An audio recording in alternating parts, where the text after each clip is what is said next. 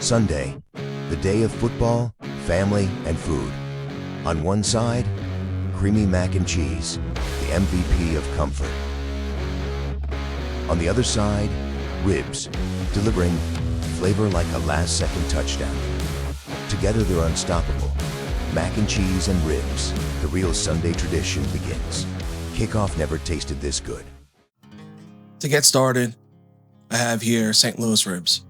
I'm cutting the membrane in the back, and I'm going to use a paper towel, a dry paper towel, just to remove the membrane. It can be a little tricky sometimes, but if you get it just right, the whole thing will just pull right off the bone. Now, you don't have to do this. I just do it because I think that it makes it a lot easier to eat, and then you don't have the membrane sticking in your teeth when you're serving it to people. Because I'm doing this on a small tray, I'm just making a slit down the middle, cutting the rib in half. I'd rather do it now than later. For the rub, I'm going to use brown sugar, mustard, paprika, garlic powder, onion powder, and a little bit of cayenne. Salt and pepper, I add to the ribs separately. I'm doing here about a tablespoon of each ingredient, and for the brown sugar, I did a half a cup of brown sugar. For the cayenne, I added half a tablespoon, and if you want to do more, you can make it more spicy. I salt and pepper the ribs first because I want to control the amount of salt that I'm putting on the meat.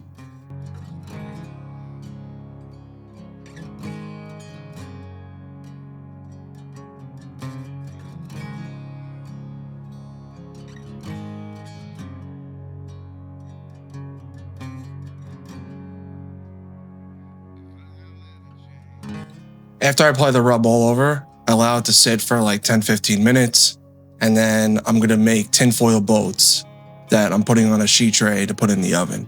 And the reason I'm doing this is when I start to baste the ribs in the oven, the boats really keep the top open, so the rub really gets cooked on there, and the vinegar and the mixture of spices for the basting just keeps it nice and moist the whole time.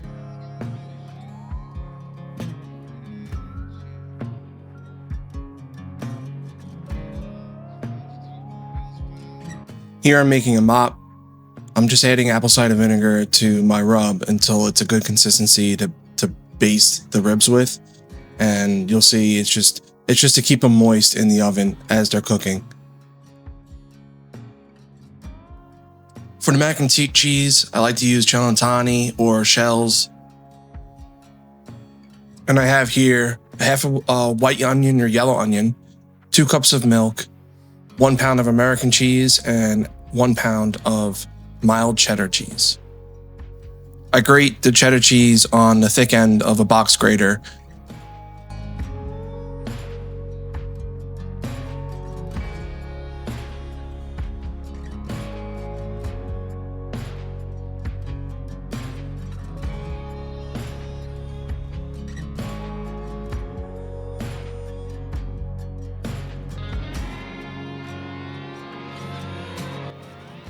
I pour the hot milk over my cheese mixture that I've broken down into smaller bits and stir until the cheddar cheese starts to melt.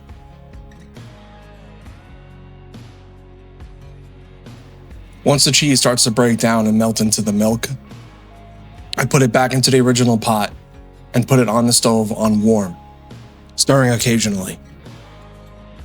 When I strain the pasta, I keep some of the water on the side. And now you can see the consistency is really nice with the cheese sauce.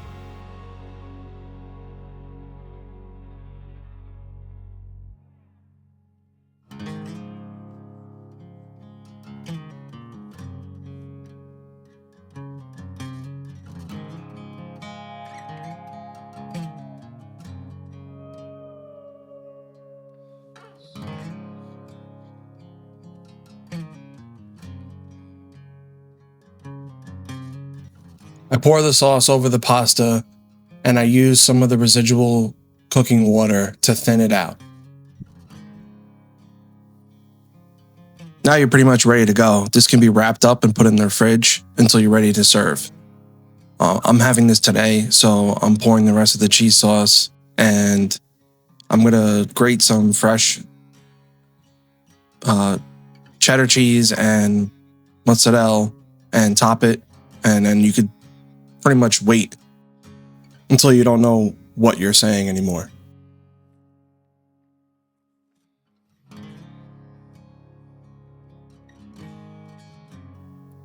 Here's the ribs after 2 hours in the oven, and I'm just basting it with that apple cider vinegar and the rub mixture that we made earlier. Back in the oven they go. After 30 more minutes, I take them out and mop them once more, and then I put them back in the oven for another 30 minutes. At this point, we're at 3 hours of cook time, and the ribs are just starting to pull away from the bone.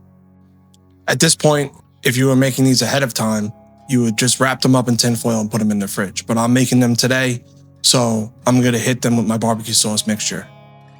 I turn the oven up to 350 degrees Fahrenheit, put them in the oven for 30 minutes, take them out, hit them with the barbecue sauce again, put them in for another 15 minutes, and then let them rest. If you're making the macaroni and cheese the same time you're making the ribs, all you have to do is when you turn up the heat for the ribs, that's when you put the macaroni and cheese in. And I just put it on the top shelf of my oven and let it cook.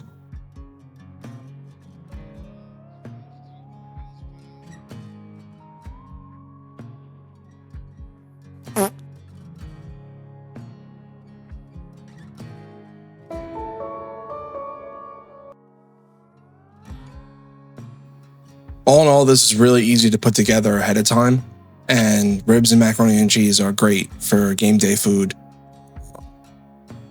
I think it's just one of those things that you can basically set it and forget it, and try making these at home. They're really good. Let me know in the comments what you think.